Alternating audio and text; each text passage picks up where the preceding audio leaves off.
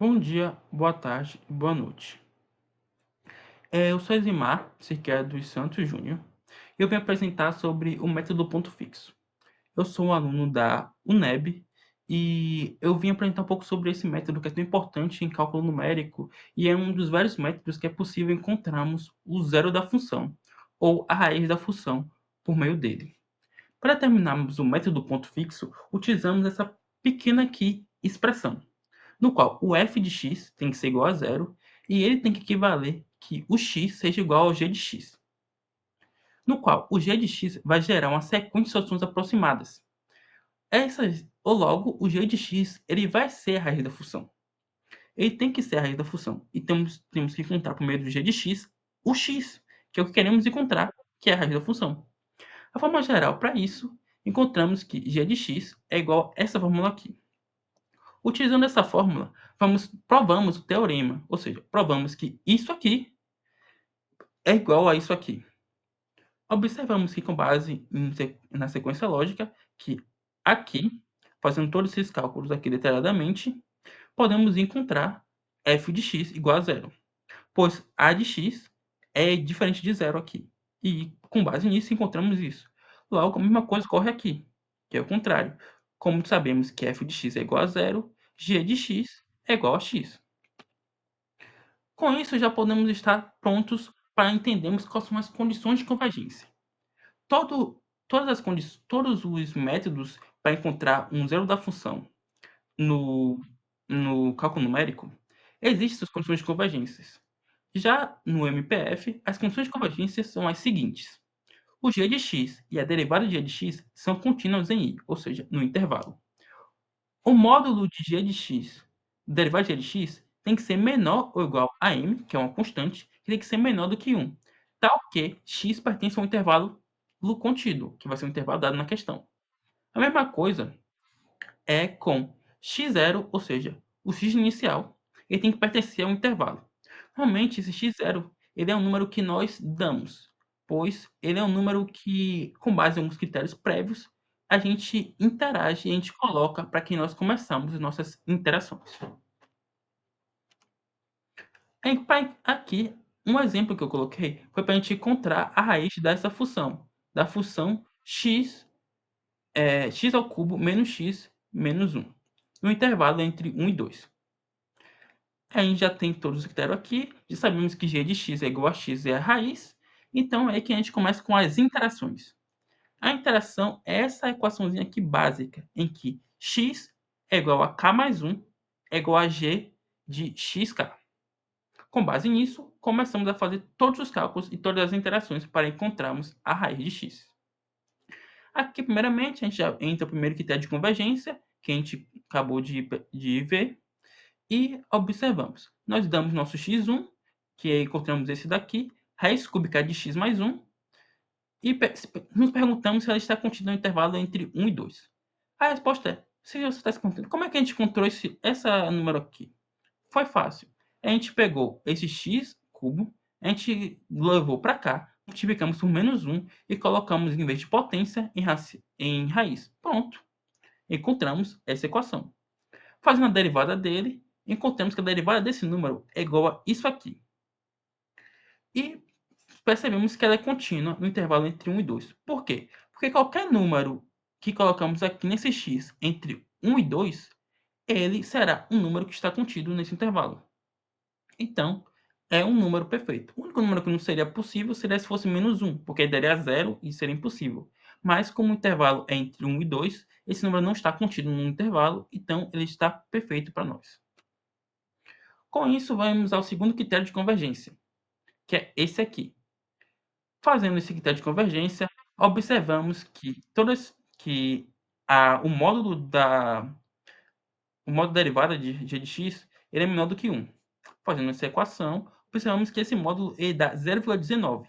Passando 1 para cá, observamos que a resposta é menos 0,81 de x. É menor do que x. Já que x está se referindo a esse 1 aqui, ou seja, menos 0,81 é menor do que 1. Correto, está certo. Logo, x pertence ao intervalo entre 1 e 2, pois x é maior do que menos 0,81. Com isso, já temos nossa função. Já temos nosso g de x. Já temos nosso intervalo. Temos nossos erros. Os erros são dados nas questões normalmente. O erro define nosso critério de parada. Quer dizer que quando o número atingir isso aqui, ou menor do que isso aqui, quer dizer que podemos e já estamos corretos para terminar a nossa equação. Ou seja, já encontramos o nosso zero da raiz. Chute inicial. O chute inicial foi como eu falei, é um chute que nós damos inicialmente, ou seja, ele tem que estar contido no intervalo e a gente dá esse chute com base em critérios pré-estabelecidos. Nesse caso, é bom sempre dar um chute da metade, para não ficar nem tão próximo do 1 e nem tão próximo do 2, até 80% mais ou menos, que é onde mais ou menos as nossas interações vão. Então, a gente usa novamente isso aqui, que a gente quer das interações, essa equaçãozinha, e começamos os nossos cálculos. Fizemos os cálculos aqui e deu que x1 é igual a esse número aqui. Após fazer algumas coisas, encontramos isso aqui. Mas você deve estar se perguntando, que números aleatórios são esses? Esses são os critérios de paradas, que eu vou mostrar mais adiante. Mas logo aqui já observamos que a primeira interação ela não satisfaz os critérios de paradas. Porque, olha isso aqui, esse número aqui é muito maior do que esse. Logo, continuamos. A segunda interação, a gente já vem para cá, que a gente faz a mesma coisa e a gente define os critérios de paradas agora. No qual o módulo de x, k mais 1 é menos xk e tem que ser menor do que o erro 1. E o módulo de f de xk mais 1 ele tem que ser menor do que o erro 2. Perfeito. Se observarmos bem, os erros é igual a 0,001. Ok, tem que ser menor do que isso. Então, a gente vai o primeiro critério aqui, o segundo critério aqui. Observamos que na segunda interação não existe, ou seja, ele não é satisfeito. Continuamos assim a fazer novamente mais uma vez. Terceira interação, fizemos mais uma vez e ainda não foi concluído. Quarta interação, mais uma vez. E agora aqui ficou igual, mas como está dizendo aqui, tem que ser menor. Então, novamente, fazemos mais uma vez. E por último, na quinta interação, a gente já observa que perfeitamente está feito. Ou seja, atingimos nosso critério e descobrimos que esse número aqui, x5, é a raiz da função. Agora vamos fazer exatamente esse mesma coisa, só que com a ajuda do Python, ou seja, com a linguagem de programação.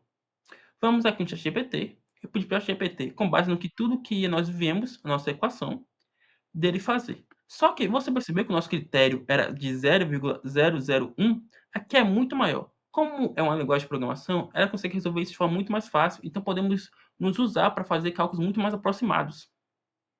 Eu pedi para ele resolver fazer o código e ele fez nesse código. Eu venho aqui e agora eu vou simplesmente colocar ele para funcionar. Observamos. Nossa, quando a gente fez, a gente foi até a interação 5, que era o suficiente para a gente. Mas como o número agora é muito maior, o Python teve que ir até a interação 10 para que o x fosse satisfeito. Observou? Dessa forma, ficou muito mais fácil com base no uso da tecnologia, com base nesse código aqui que foi mostrado, então, que é literalmente esse código aqui de poucas linhas, a fazer toda a resolução de uma equação que para a gente durou uns 5 minutos, mas para o Python é muito mais rápido. Além disso, para mostrar que não é só para equações ou coisas assim, o método ponto fixo ele pode ser usado em diversas áreas da engenharia. Ele pode ser usado para hidráulica, ele pode ser usado para estruturas, ele pode ser usado para mecânica dos solos, entre diversos outros. Eu pedi para o Python fazer um código que determinasse uma altura de uma coluna de água H no reservatório onde a vazão depende da altura. Ele utilizou essa fórmula aqui e criou um código só para isso. Com isso, eu venho aqui, venho em MF Engenharia, que foi que eu salvei, e coloco esse código para rodar. Rodando, observamos que o método ponto fixo também funcionou para isso. Com base na primeira interação, tínhamos a altura atual de 0,5. Já na segunda interação, vemos a altura máxima, que é determinado, que já foi dado na questão de 3,5, 3 pontos. Ou seja, calculamos a altura máxima com base no método da ponto fixo. Além disso, ele pode ser usado para diversas outras coisas. Ele pode ser usado para mecânica do solo, para eletricidade, entre outros, como foi mostrado.